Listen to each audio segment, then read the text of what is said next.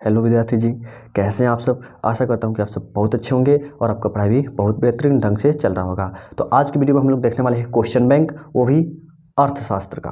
अर्थशास्त्र आपका class 10th का जो अर्थशास्त्र बुक है उसका सभी जितने भी वीवीआई ऑब्जेक्टिव टाइप प्रश्न होंगे सभी चैप्टरों से चैप्टर वाइज करके इस वीडियो में आपको देखने को मिलेगा। और आपको बता दें कि इसमें जितने भी क्वेश्चन मिलेंगे सभी आपके एग्जाम में कभी ना कभी पूछे गए हैं, यानी 2011 से लेकर 2023 के बीच में कभी ना कभी ये पूछे गए प्रश्न हैं। अर्थात ये सभी प्रश्न आपको याद होना चाहिए, किसी भी हाल में आपको याद होना चाहिए यदि आप अच्छा नंबर लाना चाहते हैं तो। ठीक है, तो चलिए हम लोग बिना देरी के वीडियो को स्टार्ट करते हैं। देखिए, पहला प्रश्न कहा गया है आर्थिक विकास का तीसरा क्षेत्र क्या है। आर्थिक विकास का तीसरा क्षेत्र क्या है। प्रथम में दिया है ऑप्शन नंबर ए में कृषि क्षेत्र, दूसरा में दिया है विज्ञान क्षेत्र, तीसरा में दिया है शिक्षा क्षेत्र और चौथा में दिया है सेवा क्षेत्र। तो बताइए इसका सही उत्तर क्या हो जाएगा। तो आप कहेंगे सेवा क्षेत्र इसका सही उत्तर हो जाएगा।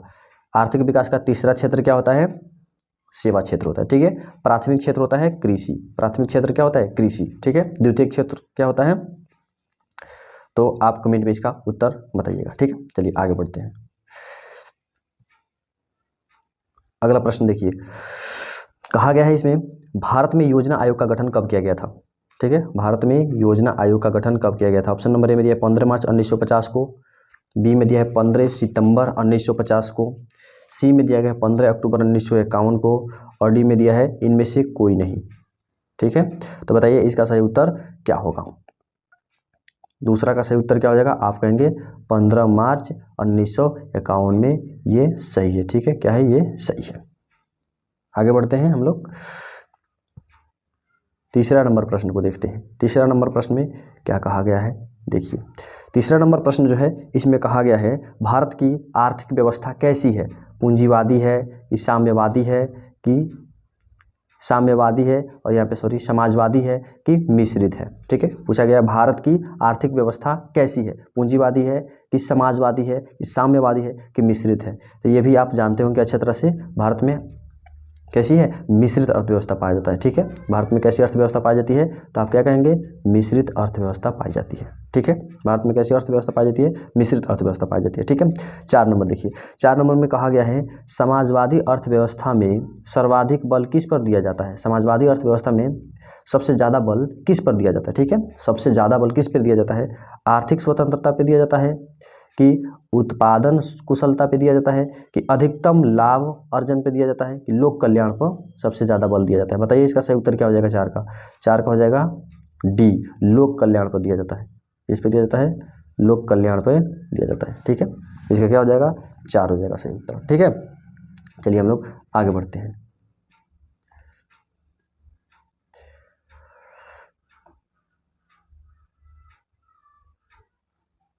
चलिए अगला प्रश्न हम लोग देखेंगे। अगला प्रश्न में कहा गया है 5 नंबर में भारतीय योजना आयोग के प्रथम अध्यक्ष कौन थे। योजना आयोग के प्रथम अध्यक्ष कौन थे। ऑप्शन नंबर ए में दिया है Morarji Desai, option number B में दिया है लाल बहादुर शास्त्री, सी में दिया है पंडित जवाहरलाल नेहरू और डी में दिया है राजीव गांधी। योजना आयोग का प्रथम अध्यक्ष कौन थे, तो इसका सही उत्तर क्या हो जाएगा, पंडित जवाहरलाल नेहरू। 5 का क्या हो जाएगा, पंडित जवाहरलाल नेहरू। कौन होंगे, पंडित जवाहरलाल नेहरू हो जाएंगे। ठीक है, कौन हो जाएगा, पंडित जवाहरलाल नेहरू हो जाएंगे। चलिए अगला प्रश्न को देखते हैं हम। 6 नंबर, अर्थव्यवस्था में किस क्षेत्र को हरित क्रांति संबंधित है। अर्थव्यवस्था में किस क्षेत्र से, अर्थव्यवस्था में किस क्षेत्र से हरित क्रांति संबंधित है। हरित क्रांति किस क्षेत्र से संबंधित है, प्राथमिक क्षेत्र से है कि द्वितीय क्षेत्र से है कि तृतीय क्षेत्र से है कि इनमें से कोई नहीं। हरित क्रांति किसे कहते हैं, हरित क्रांति 6 नंबर का क्या हो जाएगा, प्राथमिक क्षेत्र हो जाएगा। क्या हो जाएगा, प्राथमिक क्षेत्र से। प्राथमिक क्षेत्र में ही कृषि क्षेत्र आता है, प्राथमिक क्षेत्र में क्या आता है, कृषि क्षेत्र आता है और हरित क्रांति गेहूं उत्पादन से संबंधित है। ठीक है, चलिए आगे हम लोग बढ़ते हैं। 7 नंबर देखिए, 7 नंबर में कहा गया है बिहार राज्य है, उद्योग प्रधान है कि पशुपालन प्रधान है कि खनिज प्रधान है कि कृषि प्रधान है। इसका भी उत्तर आप आसानी से दे सकते हैं। इसका सही उत्तर क्या हो जाएगा, आप कहेंगे कृषि प्रधान है। कैसा प्रधान है, कृषि प्रधान है, कृषि प्रधान है। बिहार कैसा राज्य है, कृषि प्रधान राज्य है। ठीक है, चलिए अगला हम लोग देखते हैं। अगला कहा गया है इनमें से कौन प्राथमिक क्षेत्र संबंधित है। इनमें से कौन प्राथमिक क्षेत्र से संबंधित है, ठीक है, बताना है हम लोग को। इनमें से कौन प्राथमिक क्षेत्र से संबंधित है, सेवा क्षेत्र कि औद्योगिक क्षेत्र कि कृषि क्षेत्र कि इनमें से कोई नहीं। प्राथमिक क्षेत्र के अंतर्गत कौन आता है, तो आपको अभी बताया गया है कौन आता है, कृषि क्षेत्र। 8 का क्या हो जाएगा, 8 का हो जाएगा ऑप्शन नंबर सी हो जाएगा, कृषि क्षेत्र, ठीक है, कृषि क्षेत्र हो जाएगा। अगला देखिए, निम्न में से किस राज्य को पिछड़ा राज्य कहा जाता है। निम्न में से किस राज्य को पिछड़ा राज्य कहा जाता है, पिछड़ा राज्य बताना है। निम्न में से किसको पिछड़ा राज्य कहा जाता है, पंजाब को, केरल को, बिहार को, दिल्ली को। ये भी आपको अच्छा तरह से याद होगा, बिहार को पिछड़ा राज्य कहा जाता है। किसको कहा जाता है पिछड़ा राज्य, बिहार को। कौन हो जाएगा, बिहार हो जाएगा, ठीक है। आगे देखिए,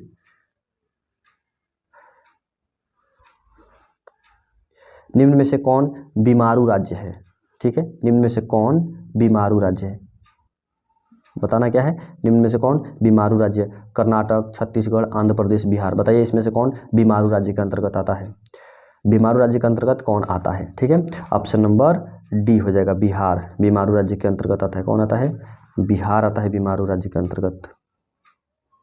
बिहार जो है बीमारू राज्य के अंतर्गत आता है, ठीक है। अगला प्रश्न 11 नंबर प्रश्न को देखिए, निम्न में से कौन बीमारू राज्य है, बिहार, मध्य प्रदेश, उड़ीसा, इनमें सभी।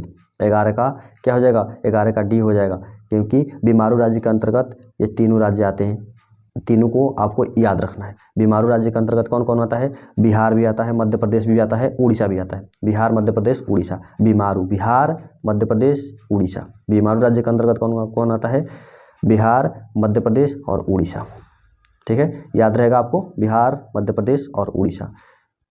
देखिए बीमारू लिखा गया है तो बी से बिहार हो जाएगा, देखिए यहाँ पे बी है, बी से हो जाएगा क्या, बिहार, एम से मध्य प्रदेश और ऊ से, यू लास्ट वाला से उड़ीसा हो जाएगा। ऐसे भी आप याद कर सकते हैं, ठीक है, बीमारू ऐसे आप याद कर सकते हैं ट्रिक से, ठीक है। आगे बढ़ते हैं हम लोग। अगला देखिए, योजना आयोग को भंग कौन कर सकता है, यानी योजना आयोग को भंग कर कौन सा आयोग बनाया गया है। यानी पहले जो योजना आयोग था उसको हटाकर अब उसका नाम क्या दे दिया गया है, ठीक है। ऑप्शन नंबर ए में दिया है नीति आयोग, वित्त आयोग, राज्य में वित्त आयोग, इनमें से कोई नहीं। तो बताइए इसका सही उत्तर क्या होगा। पहले जो था योजना आयोग नाम था, अब उसका नाम क्या कर दिया गया है, नीति आयोग कर दिया गया है। क्या कर दिया गया है, नीति आयोग, ठीक है। अगला देखिए, अगला प्रश्न हम लोग देखते हैं 13 नंबर। 13 नंबर प्रश्न में कहा गया है राष्ट्रीय विकास परिषद का गठन कब हुआ था। राष्ट्रीय विकास परिषद का गठन कब हुआ था, 1950 में, 1951 में, 1952 में, इनमें से कोई नहीं। बताइए इसका सही उत्तर क्या होगा, 13 का सही उत्तर क्या होगा आप बता सकते हैं, ऑप्शन नंबर सी। 13 का क्या हो जाएगा, ऑप्शन नंबर सी हो जाएगा राइट आंसर, 1952 में, ठीक है। आगे देखिए, जिस देश की राष्ट्रीय आय या प्रति व्यक्ति आय अधिक होता है वह देश क्या कहलाता है, अविकसित कहलाता है कि विकसित कहलाता है कि अर्धविकसित कहलाता है कि इनमें से कोई नहीं। बताइए क्या होगा। जिस देश का राष्ट्रीय आय और प्रति व्यक्ति आय अधिक होता है वह क्या कहलाएगा, विकसित देश में आएगा। किस में आएगा, विकसित देश के अंतर्गत आएगा, ठीक है, किस में आएगा, विकसित देश के अंतर्गत का है। 14 का क्या हो जाएगा, बी हो जाएगा। 15 का देखिए, देश में कितने विशेष आर्थिक क्षेत्र विकसित है, देश में कितने विशेष आर्थिक क्षेत्र विकसित है। ऑप्शन नंबर ए में 10, ऑप्शन नंबर बी में 7, ऑप्शन नंबर सी में 15, ऑप्शन नंबर डी में 5। तो इसका सही उत्तर क्या हो जाएगा 15 का, आप कहेंगे 15 का बी इसका सही उत्तर हो जाएगा, बी, ठीक है, 7। 15 का क्या हो जाएगा, 7 हो जाएगा। आगे बढ़ते हैं हम लोग 16 का देखेंगे, भारत में नीति आयोग की स्थापना कब की गई थी। भारत में नीति आयोग की स्थापना कब हुआ था, भारत में नीति आयोग का स्थापना कब हुआ था, ठीक है। 1 जनवरी 2010 में, 1 जनवरी 2015 में, 1 जनवरी 2014 में, 1 जनवरी 2005 में। बताइए इसका सही उत्तर क्या हो जाएगा। आप कहेंगे नीति आयोग, जो पहले नीति आयोग का स्थापना कब हुआ था, ठीक है, पहले था योजना आयोग, बाद में उसका नाम क्या रख दिया गया, नीति आयोग रख दिया गया। 16 का क्या हो जाएगा, तो आप कहेंगे 16 का बी होगा। 16 का क्या होगा, बी हो जाएगा। 16 का आंसर क्या होगा, बी, 1 जनवरी 2005 को, ठीक है, 1 जनवरी 2005 को हो जाएगा। किसने किया था, तो प्रधानमंत्री नरेंद्र मोदी ने। कौन बीमारू राज्य नहीं है, बीमारू राज्य नहीं है, देखिए अभी आपको हम बताए थे बीमारू राज्य नहीं है। तो बी से बिहार तो है, बीमारू राज्य में आता है। म से मध्य प्रदेश यू है, और एक उड़ीसा लास्ट में यू था ना, यू से उड़ीसा होता है, ये भी है, यानी बच गया कौन, कर्नाटक। तो आंसर आपका क्या हो जाएगा, कर्नाटक हो जाएगा। कर्नाटक जो है बीमारू राज्य नहीं है। 3 राज्यों को बीमारू राज्य कहा जाता है। बिहार बीमारू राज्य है, मध्य प्रदेश भी बीमारू राज्य है, उड़ीसा भी बीमारू राज्य है, लेकिन कर्नाटक बीमारू राज्य के अंतर्गत नहीं आता है। ठीक है, अगला देखिए, किस क्षेत्र को द्वितीय क्षेत्र कहा जाता है? किस क्षेत्र को द्वितीय क्षेत्र कहा जाता है, बताइए। किस क्षेत्र को द्वितीय क्षेत्र कहा जाता है, बताइए। किस क्षेत्र को द्वितीय क्षेत्र कहा जाता है? ऑप्शन नंबर ए में दिया सेवा क्षेत्र, उद्योग क्षेत्र, कृषि क्षेत्र, इनमें से कोई नहीं। ठीक है, इनमें से कोई नहीं। तो बताइए 18 का क्या होगा, ऑप्शन नंबर बी, उद्योग को कहा जाता है द्वितीय क्षेत्र। उद्योग को क्या कहा जाता है, द्वितीय क्षेत्र कहा जाता है। उद्योग को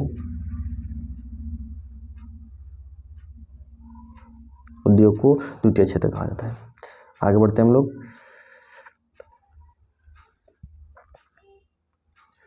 19 नंबर प्रश्न, निम्न में से कौन से देश में मिश्रित अर्थव्यवस्था है?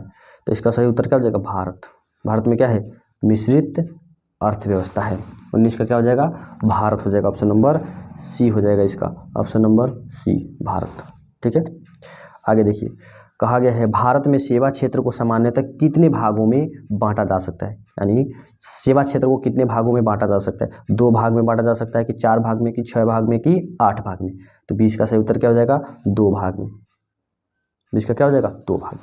20 का सही उत्तर 2 भाग हो जाएगा, ऑप्शन नंबर ए हो जाएगा 20 का। ठीक है, अगला देखिए 21 का, प्राथमिक क्षेत्र में कौन सी आर्थिक क्रिया शामिल है? प्राथमिक क्षेत्र में कौन सी आर्थिक क्रिया शामिल है? प्राथमिक क्षेत्र में कृषि भी आता है, खनन भी आता है, पशुपालन भी आता है, यानी इनमें से सभी हो जाएगा। क्या हो जाएगा, इनमें से सभी, इनमें सभी हो जाएगा। अगला, 2011 की जनगणना के अनुसार भारत की आबादी कितनी थी? 2011 में जब जनगणना हुआ था, गिनती हुआ था, तो उस समय भारत की जनसंख्या कितनी थी? 90 करोड़ थी, कि 121 करोड़ थी, कि 140 करोड़ थी, कि 150 करोड़ थी? बताइए कितना थी। तो इसका सही उत्तर क्या हो जाएगा, 22 का बी हो जाएगा।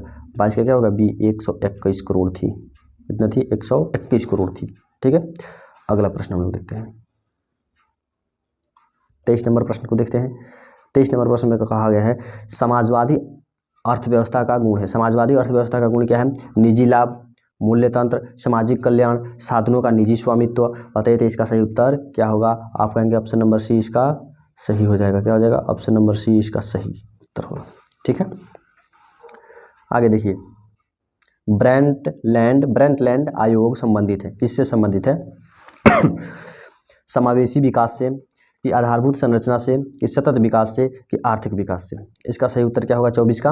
आप कहेंगे 24 का option number C correct answer है। ठीक है, सतत विकास से। अगला देखिए, प्रथम राष्ट्रीय मानव विकास रिपोर्ट किस प्रधानमंत्री के कार्यकाल में जारी किया गया था, अर्थात जारी हुआ था? बताइए। 15 का सही उत्तर क्या होगा, 25 का सही उत्तर क्या होगा? ऑप्शन नंबर इसका भी सी होगा, अटल बिहारी वाजपेयी। अटल बिहारी वाजपेयी के कार्यकाल में जारी हुआ था। क्या जारी हुआ था? प्रथम राष्ट्रीय मानव विकास रिपोर्ट। ठीक है, आइए आगे हम लोग देखते हैं। 26 नंबर, नीति आयोग का गठन हुआ था। नीति आयोग का गठन कब हुआ था? तो बताइए, इसका सही उत्तर क्या होगा? जनवरी 2015 में हुआ था, कि जनवरी 2016 में हुआ था, कि फरवरी 2017 में हुआ था, फरवरी 2018 में? इसका सही उत्तर आप बता सकते हैं तो कमेंट में जरूर बताइएगा। इसका सही उत्तर हो जाएगा ऑप्शन ए, जनवरी 2015 में हुआ था। कब हुआ था? जनवरी 2015 में हुआ था। ठीक है, चलिए आगे बढ़ते हैं हम लोग, अगला चैप्टर। ठीक है, सभी प्रश्न आपके एग्जाम में पूछे गए हैं। ठीक है, साइड में आप देख सकते हैं कब पूछे गए हैं। ये 2021 में पूछा गया, 2021 में पूछा गया, सेट ए में पूछा गया। ठीक है, सब लिखा हुआ है यहाँ पे। देखिए, अब हम लोग देख रहे हैं राज्य एवं राष्ट्र की आय के बारे में। ठीक है, इस चैप्टर से जितने भी VVI ऑब्जेक्टिव हैं उसके बारे में हम लोग पढ़ने वाले हैं, इसमें देखने वाले हैं, जो कि आपके एग्जाम में पूछे गए हैं, हमेशा से पूछे जाते हैं। ठीक है, चलिए पहला प्रश्न पढ़िए। पहला प्रश्न क्या कह रहा है? निम्नांकित में कौन हमारे रहन सहन के स्तर को प्रभावित करता है? राजकीय आय, राष्ट्रीय आय, प्रति व्यक्ति आय, इनमें से कोई नहीं। एक का सही उत्तर क्या हो जाएगा? ऑप्शन नंबर सी हो जाएगा इसका, प्रति व्यक्ति आय जो है वही प्रभावित करता है। कौन प्रभावित करता है? प्रति व्यक्ति आय प्रभावित करता है। ठीक है, चलिए अगला प्रश्न 2 नंबर, भारत में राष्ट्रीय आय की गणना कौन करता है? भारत में राष्ट्रीय आय की गणना कौन करता है? ऑप्शन नंबर ए में केंद्रीय सांख्यिकी संगठन, रिजर्व बैंक ऑफ इंडिया, वित्त विभाग, राष्ट्रीय विकास परिषद। तो 2 का सही उत्तर क्या हो जाएगा? ऑप्शन नंबर ए हो जाएगा। 2 का ऑप्शन नंबर ए हो जाएगा, केंद्रीय सांख्यिकी संगठन CSO। ठीक है, अगला देखिए 3 नंबर। 3 नंबर में हम लोग देखते हैं क्या कहा गया है। 3 नंबर में कहा गया है भारत की राष्ट्रीय आय का सर्वप्रथम अनुमान किसने लगाया था? तो इसका सही उत्तर हो जाएगा दादा भाई नेहरू जी ने। क्या कौन हो जाएगा? दादा भाई नेहरू जी। दादा भाई नेहरू जी ने लगाया था। ठीक है, अगला प्रश्न देखिए, भारत में किस राज्य की प्रति व्यक्ति आय सबसे अधिक है? भारत में किस राज्य की प्रति व्यक्ति आय सबसे अधिक है? बिहार, पंजाब, हरियाणा, गोवा। बताइए चौथा का सही उत्तर क्या होगा? चौथा का ऑप्शन नंबर डी हो जाएगा, गोवा। गोवा का प्रति व्यक्ति आय सबसे अधिक है। आइए इसमें हम लोग देखते हैं 5 नंबर प्रश्न को।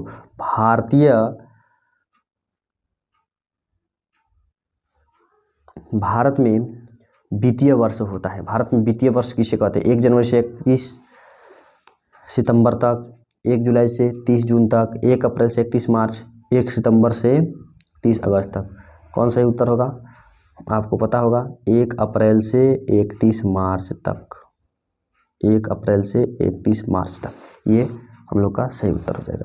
बिहार के किस जिले की प्रति व्यक्ति आय सबसे अधिक है? बिहार के किस जिला की प्रति व्यक्ति आय सबसे अधिक है? पटना के, कि गया के, कि शिवहर के, कि नालंदा के? बताइए सही उत्तर किसका होगा? 6 का सही उत्तर क्या हो जाएगा? आप कहेंगे पटना। 6 का सही उत्तर क्या होगा? पटना हो जाएगा। 6 का सही उत्तर पटना हो जाएगा। 7 का देखते हैं, 7 में क्या कहा गया है? 7 में कहा गया है जिस देश की राष्ट्रीय आय अधिक होती है वह देश क्या कहलाता है? अविकसित कहलाता है, कि विकसित कहलाता है, कि अर्धविकसित कहलाता है, कि इनमें से कोई नहीं? बताइए क्या होगा इसका सही उत्तर? आप कहेंगे B is the correct answer. ठीक है, अगला प्रश्न 8 नंबर। 8 नंबर प्रश्न में कहा गया भारत में प्रति व्यक्ति आय सबसे कम किस राज्य की है? भारत में प्रति व्यक्ति आय सबसे कम किस राज्य की है? भारत में प्रति व्यक्ति आय सबसे कम किस राज्य की है? पंजाब की है, कि गोवा की है, कि बिहार की है, कि महाराष्ट्र की है? ठीक है, 8 का बताइए सही उत्तर क्या होगा? आप कहेंगे ऑप्शन नंबर सी, बिहार की। बिहार की प्रति व्यक्ति आय सबसे कम है भारत में। भारत में जो 28 राज्य हैं, उन 28 राज्यों में सबसे कम प्रति व्यक्ति आय किसका है? तो हम लोग कहेंगे बिहार। सबसे अधिक पूछेगा तो क्या हो जाएगा? गोवा। सबसे अधिक कौन हो जाएगा? गोवा। ठीक है, सबसे अधिक में गोवा आएगा। अगला देखिए, प्रत्यक्ष कर के अंतर्गत निम्न में से किसे शामिल किया गया है? प्रत्यक्ष कर के अंतर्गत निम्न में से किसे शामिल किया गया है? आयकर को, कि उत्पाद कर को, कि बिक्री कर को, कि इनमें से कोई नहीं? 9 का बताइए। 9 का सही उत्तर क्या होगा? ऑप्शन नंबर ए हो जाएगा, आयकर को। इसको आयकर को। ठीक है, अगला प्रश्न 10 नंबर। सन 2008 से 2009 के अनुसार भारत की औसत प्रति व्यक्ति आय कितनी है? 22,553 रुपया, 25,494 रुपया, 6,610 रुपया, 54,850 रुपया। बताइए इसका सही उत्तर क्या होगा? 10 का हो जाएगा ऑप्शन नंबर बी, 25,494 रुपया। कितना हो जाएगा? 25,494 रुपया भारत का प्रति व्यक्ति आय है 2008-9 के अनुसार। अगला प्रश्न, केंद्रीय सांख्यिकी संगठन की स्थापना कब हुई थी? केंद्रीय सांख्यिकी संगठन की स्थापना कब हुई थी? ऑप्शन नंबर ए में देखिए क्या कहा गया है, 1950 में, बी में 1954, 1956, 1960 में। बोलिए इसका सही उत्तर क्या होगा? 11 का ऑप्शन नंबर बी सही है। कौन सही है? ऑप्शन नंबर बी, 1954 में हुआ था। ठीक है, साख का आधार क्या है? विश्वास, बचत, निवेश, उद्योग। क्या होगा? साख का आधार क्या होता है? तो आप कहेंगे विश्वास होता है। साख का आधार क्या होता है? विश्वास। साख का आधार विश्वास होता है। ठीक है, 13 में देखिए, 13 में कहा गया है विकसित देशों की आय में वृद्धि के लिए किस पद का प्रयोग किया जाता है? आर्थिक विकास की, आर्थिक वृद्धि की, समावेशी विकास की, इनमें से कोई नहीं? 13 का आप बता सकते हैं, इसका भी ऑप्शन नंबर बी हो जाएगा। क्या होगा? ऑप्शन बी इसका करेक्ट आंसर हो जाएगा। आगे हम लोग देखेंगे 14 नंबर प्रश्न को। 14 नंबर प्रश्न कह रहा है गरीबी के कुचक्र की धारणा किसने दी? गरीबी के कुचक्र की धारणा किसने दी? अल्फ्रेड मार्शल ने, कि केन्स ने, कि पिग्गू ने, कि रैगनर नर्क्स ने? बताइए इसका सही उत्तर क्या होगा? 14 का 14 हो जाएगा ऑप्शन नंबर डी। क्या हो जाएगा? 14 का ऑप्शन नंबर डी। ठीक है, चलिए अब हम लोग चलेंगे चैप्टर नंबर 3 में, जो कि आपके एग्जाम में हमेशा से पूछे जाते हैं। 2011 से लेकर 2023 तक जितने भी प्रश्न पूछे गए हैं चैप्टर नंबर 3 से, मुद्रा बचत एवं साख से, उसको हम लोग इसमें देखेंगे। ठीक है, आइए।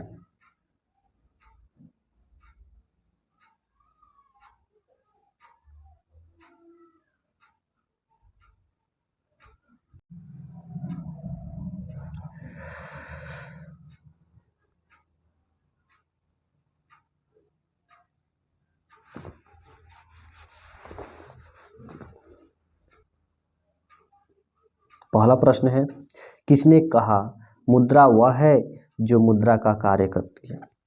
किसने कहा मुद्रा वह है जो मुद्रा का कार्य करती है? कोलबर्न ने कहा था, कि नैप ने कहा था, कि सेलिगमैन ने कहा था, कि हार्टले विदर्स ने कहा था? बताइए किसने कहा था? सही उत्तर क्या होगा? इसका हो जाएगा ऑप्शन नंबर डी, एकदम करेक्ट आंसर। ठीक है, आगे हम लोग देखते हैं। अगला प्रश्न कहा गया है मनुष्य के आर्थिक जीवन में सबसे महत्वपूर्ण क्या है? जमीन, मुद्रा, खेतों के कागजात, मालगुजारी की रसीद? बताइए क्या है? 2 का सही उत्तर क्या हो जाएगा? ऑप्शन नंबर बी हो जाएगा मुद्रा। मुद्रा है। ठीक है, क्या हो जाएगा? मुद्रा।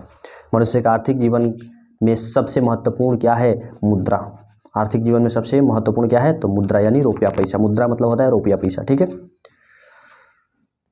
आगे बढ़ते हैं हम लोग प्रश्न संख्या 3 की तरफ। प्रश्न संख्या 3 में कहा गया है इनमें से कौन सा मुद्रा का एक आधुनिक रूप नहीं है? मुद्रा का एक आधुनिक रूप नहीं है।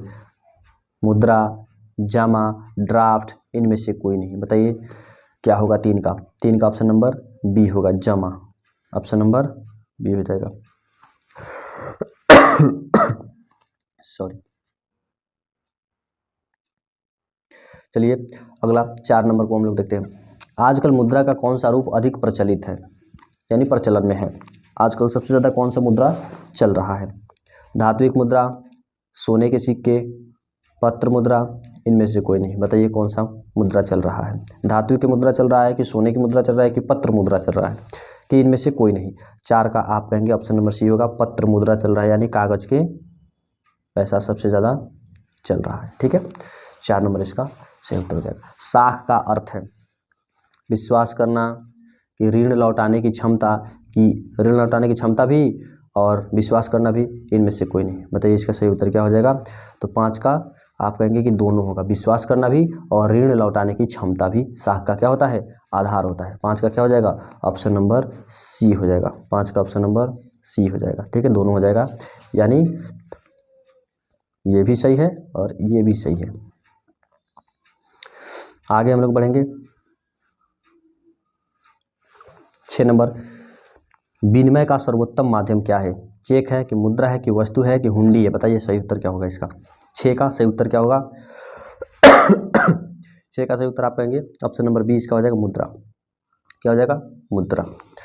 आगे देखिए 7 नंबर में, निम्न में से कौन सा साख मुद्रा का उदाहरण है? करेंसी का नोट, बैंक ड्राफ्ट, सिक्के, इनमें से कोई नहीं। 7 का सही उत्तर हो जाएगा ऑप्शन बी, बैंक ड्राफ्ट। क्या हो जाएगा? Bank draft.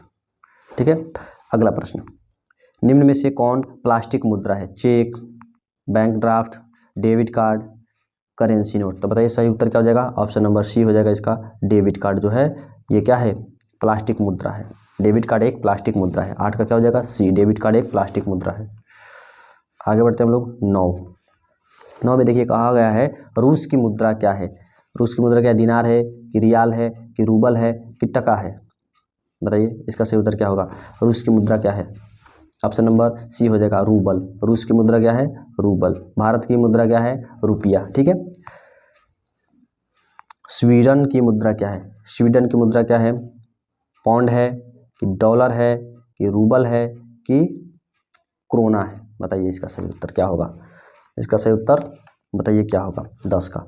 आप कहेंगे ऑप्शन नंबर डी हो जाएगा। इसका सही उत्तर क्या हो जाएगा? ऑप्शन नंबर डी हो जाएगा। ऑप्शन नंबर डी हो जाएगा। चलिए हम लोग अब अगले चैप्टर में चलते हैं। अगला चैप्टर में क्या कहा गया है देखिए। अगला चैप्टर जो है ये भी बहुत ही महत्वपूर्ण चैप्टर है। इससे भी आपके एग्जाम में बहुत बार प्रश्न पूछे गए हैं और आगे भी पूछे जाएंगे। ठीक है,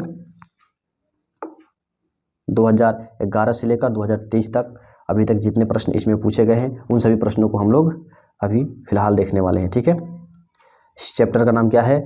हमारी वित्तीय संस्थाएं। इस चैप्टर का नाम क्या है? हमारी वित्तीय संस्थाएं। ठीक है, प्रश्न संख्या 1 में आपसे पूछा गया है, भारत की वित्तीय राजधानी किस शहर को कहा जाता है? भारत की वित्तीय राजधानी किस शहर को कहा जाता है? मुंबई, दिल्ली, पटना, बेंगलोर, किसे कहा जाता है? बताइए, जल्दी से बताइए। आप कहेंगे मुंबई को कहा जाता है। भारत की वित्तीय राजधानी किसे कहा जाता है? मुंबई को। ठीक है, भारत की वित्तीय राजधानी किसे कहा जाता है? मुंबई को। ठीक है, ये तो आपको याद ही होगा। 2 नंबर देखिए, भारत में करेंसी नोट कौन जारी करता है? वित्त विभाग, वाणिज्य विभाग, रिजर्व बैंक ऑफ इंडिया, इनमें से कोई नहीं। ये भी आपको पता होगा, ये भी आपको पता होगा। ऑप्शन नंबर सी हो जाएगा, Reserve Bank of India. Reserve Bank of India, option number C. 2 का ऑप्शन नंबर सी हो जाएगा। 3 का देखिए, भारतीय मुद्रा बाजार में किस प्रकार के ऋणों का लेन देन होता है? अल्पकालीन, दीर्घकालीन, अल्पकालीन और दीर्घकालीन दोनों, इनमें से कोई नहीं। तो 3 का क्या हो जाएगा? ऑप्शन नंबर ए हो जाएगा, अल्पकालीन। कौन हो जाएगा? अल्पकालीन। 3 का ऑप्शन नंबर ए हो जाएगा, अल्पकालीन मतलब कम समय के लिए, दीर्घकालीन मतलब अधिक समय के लिए। ठीक है, चलिए 4 नंबर को देखिए। 4 नंबर प्रश्न में आपसे पूछा गया है, निम्नलिखित में से कौन सा संस्था भारत में मुद्रा जारी करने के लिए अधिकृत है? ऑप्शन नंबर में Reserve Bank of India, option number B में State Bank of India, C में संसद और डी में राष्ट्रपति। सही उत्तर आप बता सकते हैं इसका, ये भी आपको याद होगा। Option number A, reserve Bank of India. Bharat में मुद्रा कौन जारी करता है? तो रिजर्व बैंक ऑफ इंडिया। ठीक है, रिजर्व बैंक ऑफ इंडिया की स्थापना कब हुई थी? अब बताइए, रिजर्व बैंक ऑफ इंडिया की स्थापना कब हुई थी? देखिए, ये बहुत बार प्रश्न पूछे गए हैं। कब कब पूछे गए? 2011 में, 2021 में, 2022 में पूछा गया है। ठीक है, इस साल भी पूछने की अधिक से अधिक संभावना है। ऑप्शन नंबर ए में दिया है 1930 में, बी में 1935, सी में 1942 और डी में 1945। तो बताइए 5 का सही उत्तर क्या होगा? आप कहेंगे ऑप्शन नंबर बी इसका करेक्ट आंसर है। 1935 में हुआ था। कब हुआ था? 1935 में। अगला 6 नंबर प्रश्न। 6 नंबर प्रश्न में कहा गया है, दीर्घकालीन ऋण प्रदान करने वाली संस्था कौन सी है? दीर्घकालीन मतलब अधिक दिनों में ऋण चुकाने वाला, जो अधिक दिनों तक ऋण दे सकता है, मतलब अधिक दिनों तक आप उसका ऋण रख सकते हैं। ठीक है, कृषक महाजन, भूमि विकास बैंक, प्राथमिक कृषि साख समिति, इनमें से सभी। 6 का क्या हो जाएगा? 6 का बताइए क्या होगा? ऑप्शन नंबर बी होगा, भूमि विकास बैंक। भूमि विकास बैंक अधिक दिनों तक ऋण देने वाली संस्था है, ऋण प्रदान करने वाली संस्था है। प्राथमिक कृषक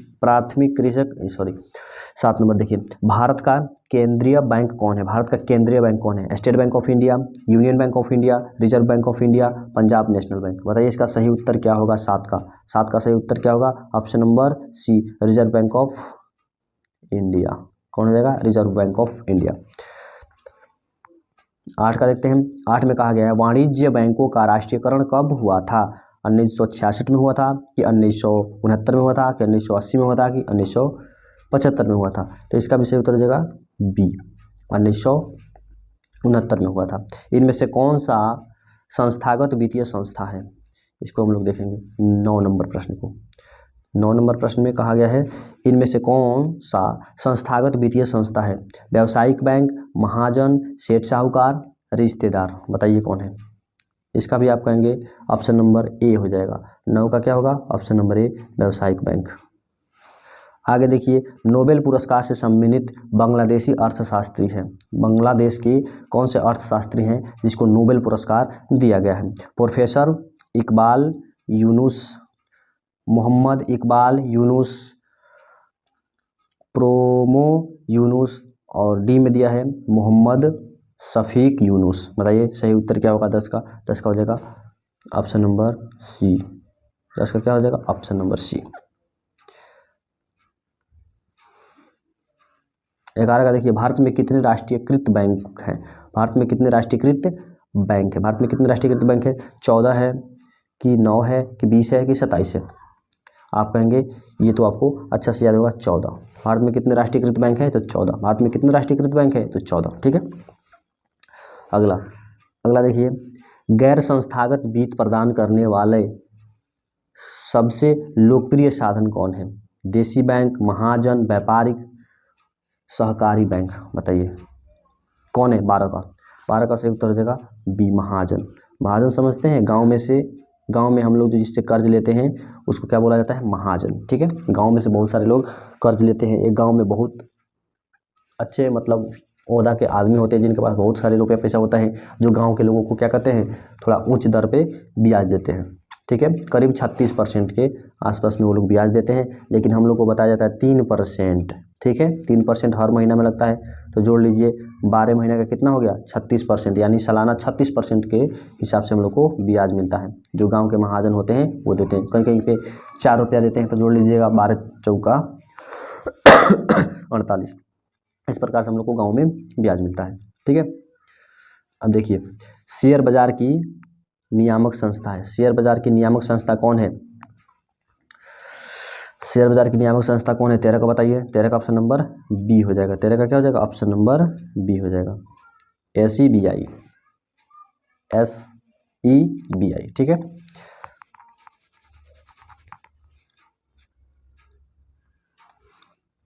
चौदह का देखिए, 14 नंबर में प्रत्यक्ष कर के अंतर्गत निम्न में से किसे शामिल किया जाता है? प्रत्यक्ष कर के अंतर्गत आयकर, उत्पाद कर, बिक्री कर, इनमें से कोई नहीं। 14 का सही उत्तर क्या होगा? आप बताइए। 14 का ऑप्शन नंबर ए हो जाएगा, आयकर। क्या हो जाएगा? ऑप्शन नंबर ए, आयकर। 15 नंबर में भारत में सहकारिता आंदोलन का प्रारंभ कब हुआ? भारत में सहकारिता आंदोलन का प्रारंभ कब हुआ? ऑप्शन नंबर ए में 1904, ऑप्शन नंबर बी में 1905, ऑप्शन नंबर सी में 1907 और ऑप्शन नंबर डी में दिया है 1920। तो इसका सही उत्तर क्या होगा? 15 का ऑप्शन नंबर ए हो जाएगा। इसका सही उत्तर क्या हो जाएगा? ऑप्शन नंबर ए हो जाएगा। ठीक है। 16 नंबर देखिए, भारत में 1 रुपये का नोट कौन जारी करता है? भारत में 1 रुपये का नोट कौन जारी करता है? भारतीय reserve bank, central bank of India, वित्त विभाग, स्टेट बैंक ऑफ इंडिया। 16 का सही उत्तर क्या हो जाएगा? ऑप्शन नंबर सी, वित्त विभाग। कौन जारी करता है? वित्त विभाग। ठीक है। चलिए अगला प्रश्न को हम लोग देखते हैं।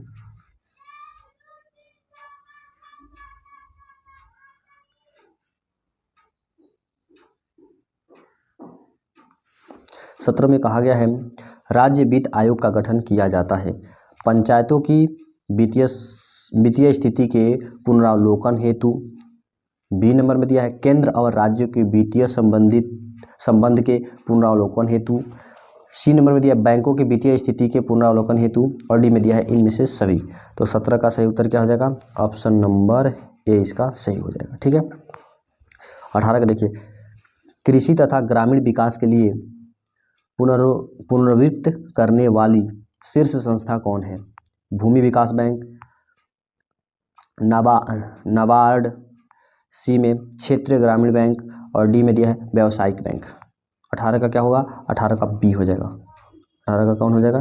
बी, नाबार्ड। ठीक है। आगे हम लोग बढ़ते हैं 19 नंबर। 19 नंबर में देखिए कहा गया है, सहकारिता साख समिति कानून कब पारित हुआ? 1902 में कि 1904 में कि 1910 में कि 1919 में? बताइए इसका सही उत्तर क्या होगा? 19 का ऑप्शन नंबर बी सही हो जाएगा। 19 का क्या हो जाएगा? ऑप्शन नंबर बी सही है। आगे देखिए, ग्रामीण बैंक के संस्थापक कौन है? ग्रामीण बैंक के संस्थापन कौन है?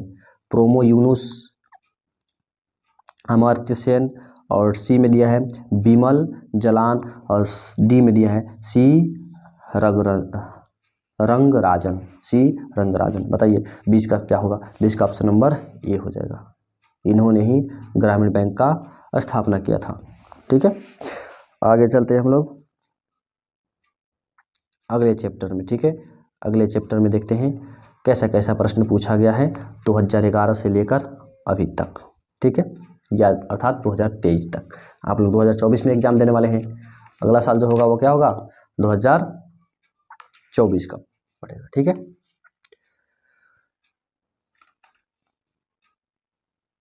चलिए अगला प्रश्न हम लोग देखते हैं।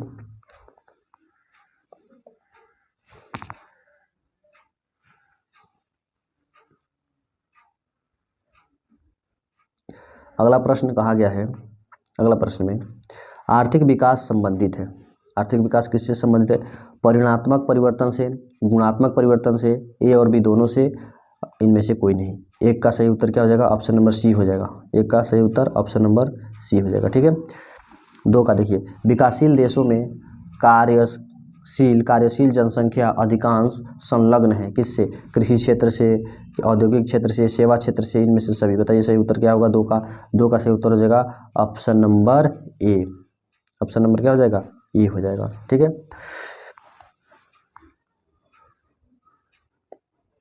3 में देखिए, नरेगा कार्यक्रम के नाम के साथ किस व्यक्ति का नाम जोड़ा गया है? किस व्यक्ति का नाम जोड़ा गया है? मनमोहन सिंह का, कि मोरारजी देसाई का, कि मुरली मनमोहन जोशी का, कि महात्मा गांधी का? बताइए किसका नाम जोड़ा गया है? 3 का सही उत्तर क्या होगा? Option number D. Option number D हो जाएगा, महात्मा गांधी। महात्मा गांधी का नाम जोड़ा गया। निम्न में से कौन आर्थिक आधारभूत संरचना का घटक है? वित्त, शिक्षा, स्वास्थ्य, नागरिक सेवा। बताइए 4 का क्या होगा? 4 का ऑप्शन नंबर ए हो जाएगा, वित्त। 4 का ऑप्शन नंबर ए हो जाएगा, ठीक है। आगे बढ़ते हम लोग 5 नंबर, मानवीय पूंजी निर्माण का मुख्य घटक क्या है? स्वास्थ्य सेवा, आवास, शिक्षा एवं प्रशिक्षण, इनमें सभी। 5 का क्या हो जाएगा? इनमें सभी हो जाएगा, यानी सभी सही है, ठीक है। निम्न में से कौन पिछड़ा राज्य है? निम्न में से कौन पिछड़ा राज्य है? पंजाब, हरियाणा, महाराष्ट्र, बिहार। पंजाब, हरियाणा, महाराष्ट्र, बिहार। कौन हो जाएगा? 6 का। 6 का बताइए, ऑप्शन नंबर डी हो जाएगा, इसका भी ऑप्शन नंबर डी। 6 का ऑप्शन नंबर डी हो जाएगा, बिहार पिछड़ा राज्य है। आर्थिक क्रियाओं का क्या उद्देश्य है? आर्थिक क्रियाओं का क्या उद्देश्य है? मनोरंजन करना, कि समाज सेवा करना, कि परोपकार करना, कि जीविकोपार्जन करना। क्या होगा 7 का? बता सकते हैं 7 का क्या होगा? ऑप्शन नंबर डी हो जाएगा। 7 का क्या हो जाएगा? Option number D. आगे देखिए 8 नंबर, आर्थिक विकास का तीसरा क्षेत्र क्या है? आर्थिक विकास का तीसरा क्षेत्र कृषि क्षेत्र, विज्ञान क्षेत्र, शिक्षा क्षेत्र, सेवा क्षेत्र। बताइए 8 का क्या होगा? 8 का हो जाएगा ऑप्शन नंबर डी। 8 का ऑप्शन नंबर डी हो जाएगा, ठीक है। आगे देखिए, कौन सी सेवा गैर सरकारी है? सैन्य सेवा, वित्त सेवा, मॉल सेवा, रेल सेवा। तो इसका क्या हो जाएगा? मॉल सेवा। मॉल जो होता है वो निजी क्षेत्र की सेवा है, ठीक है।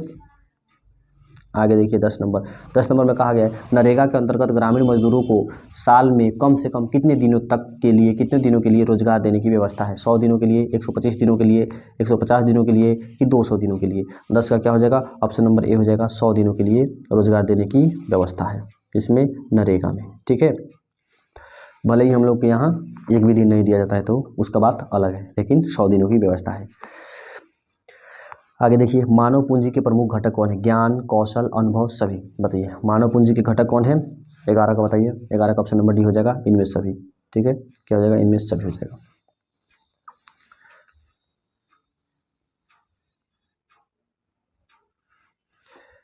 12 का देखिए, जवाहर रोजगार योजना कब शुरू किया गया था? जवाहर रोजगार योजना कब शुरू किया था? 1988 में, 1979 में, 1990 में, 1991 में। बताइए इसका सही उत्तर क्या होगा?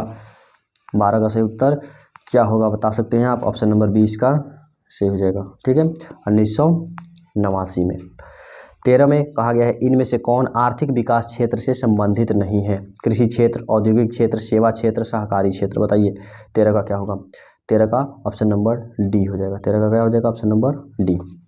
आगे देखिए, ऊर्जा के प्रमुख स्रोत क्या है? कोयला, पेट्रोलियम, विद्युत, इनमें सभी। कोयला, पेट्रोलियम, विद्युत, इनमें सभी। ऊर्जा के प्रमुख स्रोत क्या है?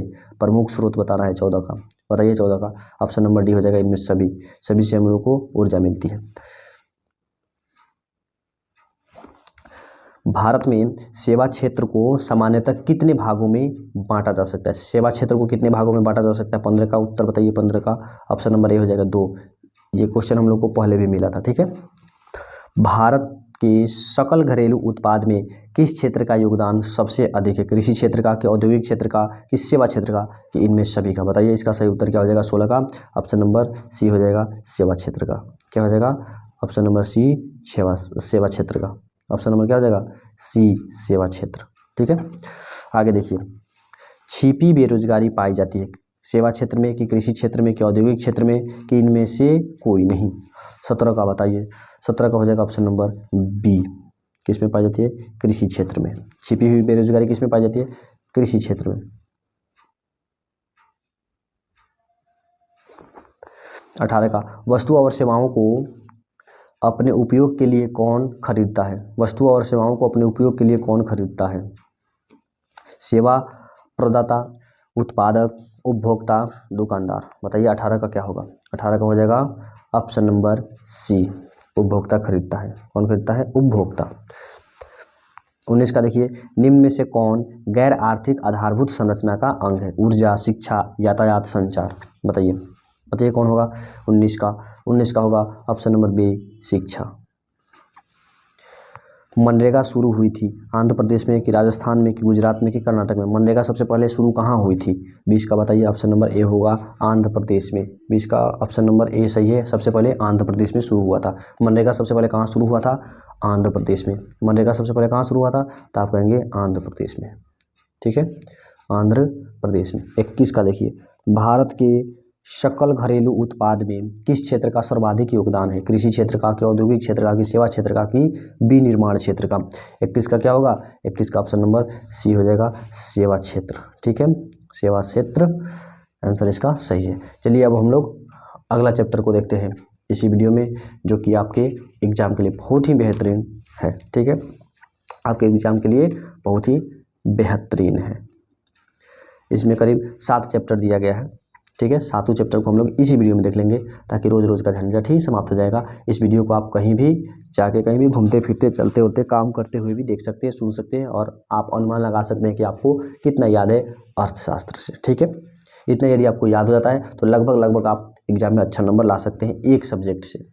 ठीक है, केवल इस सब्जेक्ट से। ठीक है, अलग से आपको कुछ पढ़ने की कोई ज़रूरत नहीं है। यदि पढ़ते हैं तो बहुत अच्छा, यदि आप नहीं पढ़े तो सिर्फ इतना ही पढ़ लेंगे तो आपको अर्थशास्त्र में अच्छा अंक मिल सकता है। केवल ऑब्जेक्टिव के लिए बोल रहे हैं। ठीक है, ध्यान से सुनिएगा।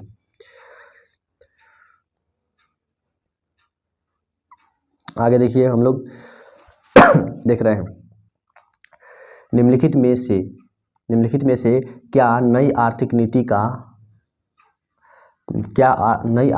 का अंग नहीं है? निम्नलिखित में से क्या आर्थिक नीति का अंग नहीं है? बोलिए, निजीकरण, कि वैश्वीकरण, कि राष्ट्रीयकरण, कि उदारीकरण? इसका सही उत्तर आप बताइए क्या होगा? एक का हो जाएगा ऑप्शन नंबर सी। क्या हो जाएगा? ऑप्शन नंबर सी, राष्ट्रीयकरण।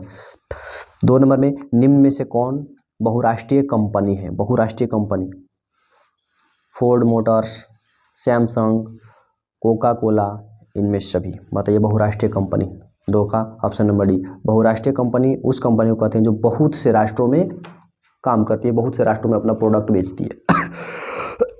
जैसे सैमसंग अमेरिका भी में मिलेगा, भारत में मिलेगा, चीन में मिलेगा, जापान में मिलेगा, अर्थात ये बहुत सारे देशों में मिलेगा, तो वो कहलाता है बहुराष्ट्रीय कंपनी। ठीक है, कोका कोला भी सभी जगह मिलता है, ये भी बहुत जगह में। फोर्ड मोटर्स भी बहुत सारे देशों में आपको देखने को मिलेगा, ये भी बहुराष्ट्रीय कंपनी है। ठीक है, अगला देखिए, 3 नंबर में, वैश्वीकरण का क्या अर्थ है? वैश्वीकरण का क्या अर्थ है? यातायात पर नियंत्रण, निर्यात पर नियंत्रण, विश्व अर्थव्यवस्था में समन्वय, इनमें से कोई नहीं? 3 का बताइए सही उत्तर क्या हो जाएगा? 3 का ऑप्शन नंबर सी हो जाएगा। क्या हो जाएगा? 3 का ऑप्शन नंबर सी राइट हो जाएगा। ठीक है, अगला देखते हैं हम लोग। अगला प्रश्न, विश्व व्यापार संगठन का मुख्यालय कहाँ है? विश्व व्यापार संगठन का मुख्यालय कहाँ है? जेनेवा में है, कि पेरिस में है, कि न्यूयॉर्क में है, कि वाशिंगटन में है? बताइए सही उत्तर क्या होगा? 4 का ऑप्शन नंबर ए हो जाएगा, जेनेवा में। विश्व व्यापार संगठन का मुख्यालय कहाँ है? जेनेवा में। ठीक है, 5 नंबर, वैश्वीकरण के मुख्य अंग कितने हैं? वैश्वीकरण के मुख्य अंग कितने हैं? 5 का बताइए, वैश्वीकरण का मुख्य अंग कितने हैं? 1, 2, 3, 5? बताइए कौन सा होगा सही उत्तर? 5 का सही उत्तर बताइए।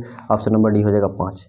कौन हो जाएगा? 5। ठीक है, आगे देखिए 6 नंबर, नई आर्थिक नीति में सम्मिलित किया गया है? नई आर्थिक नीति में किसे सम्मिलित किया गया है? उदारीकरण, निजीकरण, वैश्वीकरण, इनमें से सभी। 6 का सही उत्तर क्या होगा? 6 का हो जाएगा ऑप्शन नंबर डी, इनमें सभी को शामिल किया गया है। ठीक है, चलिए आगे देखते हैं हम लोग 7 नंबर प्रश्न को। नई आर्थिक नीति में किसे शामिल नहीं किया गया है? उदारीकरण को शामिल किया गया है, वैश्वीकरण को शामिल किया गया है, नियंत्रित अर्थव्यवस्था को शामिल नहीं किया गया है। 7 का ऑप्शन नंबर ए राइट है। ठीक है, 8 नंबर में देखिए, निम्न में से कौन विदेशी ब्रांड नहीं है? विदेशी ब्रांड नहीं है। Hyundai, Toyota, Fords, Tata. बताइए कौन निम्न में से विदेशी ब्रांड नहीं है? विदेशी ब्रांड नहीं है यानी अपने देश का ब्रांड है। तो अपने देश का ब्रांड कौन है? टाटा। कौन है? टाटा। टाटा के बारे में आप बहुत सुने होंगे। टाटा के सबसे ज़्यादा लोहा की वस्तुएं आती हैं। ठीक है, टाटा। 8 का क्या हो जाएगा? डी, टाटा। WTO विश्व व्यापार संगठन की स्थापना किस वर्ष हुई थी? विश्व व्यापार संगठन की स्थापना कब हुई थी? बताइए। 9 का सही उत्तर क्या होगा? आप कहेंगे ऑप्शन नंबर ए होगा, 1995 में हुआ था। विश्व व्यापार संगठन की स्थापना 1995 में किया गया था। विश्व व्यापार संगठन की स्थापना कब हुआ था? 1995 में। 10 नंबर, इनमें कौन बहुराष्ट्रीय कंपनी है? बहुराष्ट्रीय कंपनी है। देखिए ये प्रश्न हम लोग को पहले भी मिला है, इनमें सभी हो जाएगा। ठीक है, 11 का देखिए, अंतर्राष्ट्रीय व्यापार संबंधित नियमों को निर्धारित करने वाली संस्था कौन है? विश्व बैंक, ISF, UNO और डी नंबर में दिया है इनमें से कोई नहीं। 11 का सही उत्तर क्या हो जाएगा? ऑप्शन नंबर डी हो जाएगा, इनमें से कोई नहीं। ठीक है, चलिए अब हम लोग चलते हैं उपभोक्ता जागरण एवं संरक्षण, चैप्टर नंबर 7 में। देखिए ये प्रश्न बहुत ही बेहतरीन प्रश्न है। देखिए 2014 में पूछा गया, 2018 में, 2021 में, 2022 में, 2024 में भी पूछने की अधिक से अधिक संभावना है। आप इसको अच्छा से याद कर लेंगे, शायद आपको याद भी होगा क्योंकि आप तो मन लगा के पढ़ाई करते ही हैं। ठीक है, तो चलिए हम लोग देखते हैं। बहुत ही कम प्रश्न है इसमें। इसका सही उत्तर क्या हो जाएगा? भारत में उपभोक्ता संरक्षण कानून कब लागू हुआ? कब लागू हुआ? तो ऑप्शन नंबर 20 का राइट हो जाएगा। ठीक है, सभी ऑप्शन को हम नहीं बोल रहे हैं। ठीक है, ऑप्शन नंबर 20 का राइट हो जाएगा। आगे देखिए अगला प्रश्न को हम लोग देखते हैं। खाद्य पदार्थों की शुद्धता की जांच के लिए किस मान्यता प्राप्त चिन्ह का होना चाहिए? खाद्य पदार्थ के लिए, खाद्य पदार्थ के लिए पूछा गया यानी खाने वाले पदार्थ के लिए। ऑप्शन नंबर ए में ISI mark, option number B में hallmark, option number C में एग मार्क और ऑप्शन नंबर डी में इनमें से कोई नहीं। 2 का सही उत्तर आप बताएंगे ऑप्शन नंबर सी हो जाएगा। खाद्य पदार्थ के जांच करने के लिए किसको देखा जाता है? एग मार्क को देखा जाता है। किसको देखा जाता है? एग मार्क को। ठीक है, चलिए 3 नंबर में उपभोक्ता अधिकार दिवस कब मनाया जाता है? उपभोक्ता अधिकार दिवस कब मनाया जाता है? 17 अप्रैल, 15 मार्च, 19 अप्रैल, 22 अप्रैल को। तो 3 का सही उत्तर क्या होगा? 3 का हो जाएगा ऑप्शन नंबर बी, 15 मार्च को। ठीक है, 4 का देखिए, 4 में क्या कहा गया है? 4 में कहा गया है कृषि उत्पादों के मानकीयकरण के लिए किस मानक का उपयोग किया जाता है? हॉलमार्क का, एक मार्क का, एको मार्क का, इनमें से कोई नहीं। 4 का बताइए क्या होगा? 4 का हो जाएगा बी, एक मार्क। कृषि उत्पाद का मतलब होता है खाद्य पदार्थ यानी खाने वाले पदार्थ। ठीक है, अगला देखिए, अगला प्रश्न देखिए, उपभोक्ता शिकायत करने के लिए आवेदक शुल्क कितना लगता है? उपभोक्ता शिकायत करने के लिए आवेदक को कितना शुल्क देना पड़ता है? 50 रुपया की, 10 रुपया की, 70 रुपया? बताइए। 5 का क्या होगा? 5 का हो जाएगा ऑप्शन नंबर डी, इनमें से कोई नहीं। 1 भी रुपया नहीं लगता है। ठीक है, 1 भी रुपया नहीं लगता है। आगे देखिए, भारत में मानवाधिकार सुरक्षा अधिनियम कब पारित हुआ? भारत में मानवाधिकार सुरक्षा अधिनियम कब पारित हुआ था? ठीक है, 1991 में, कि 1993 में, कि 1995 में, कि 1997 में? बताइए। 6 का सही उत्तर क्या होगा? ऑप्शन नंबर इसका बी करेक्ट उत्तर है। ठीक है, आगे देखिए 7 में कहा गया भारत सरकार ने सूचना का अधिकार अधिनियम कब पारित किया? 2004, 2005, 2006, 2007? बताइए 7 का क्या होगा? 7 का ऑप्शन नंबर बी 2005 में। कब किया था? 2005 में। 2005 में। स्वर्ण आभूषणों की परिशुद्धता को सुनिश्चित करने के लिए किस मान्यता प्राप्त चिन्ह का होना आवश्यक है? ये देखिए कितना बार प्रश्न पूछा गया है आपके एग्जाम में, बहुत बार ये प्रश्न पूछे गए हैं। देखिए यहाँ पे लिखा गया है, बहुत बार ये प्रश्न क्या हुआ है? पूछा गया है। SI मार्क का कि हॉल मार्क का कि एक मार्क का कि इनमें से कोई नहीं। 8 का बताइए, ऑप्शन नंबर बी हो जाएगा हॉल मार्क। सोना की शुद्धता को, यानी आभूषण बनाने वाले आभूषण बनता है ना, उसका शुद्धता मापने के लिए किसका मतलब हम लोग क्या देखेंगे? तो उसमें देखेंगे हॉलमार्क को देखेंगे। ठीक है। यदि किसी वस्तु या सेवा का मूल्य 20 लाख से अधिक तथा 1 करोड़ से कम है तो उपभोक्ता कहाँ शिकायत कर सकता है? 9 का बताइए, ऑप्शन नंबर बी हो जाएगा राज्य आयोग में। कहाँ पे? राज्य आयोग में। ठीक है। तो आशा करता हूँ यह वीडियो आपके लिए बहुत हेल्पफुल रहा होगा। मिलते हैं अगले वीडियो में अगले सब्जेक्ट के साथ। तब तक के लिए जय हिंद, जय भारत।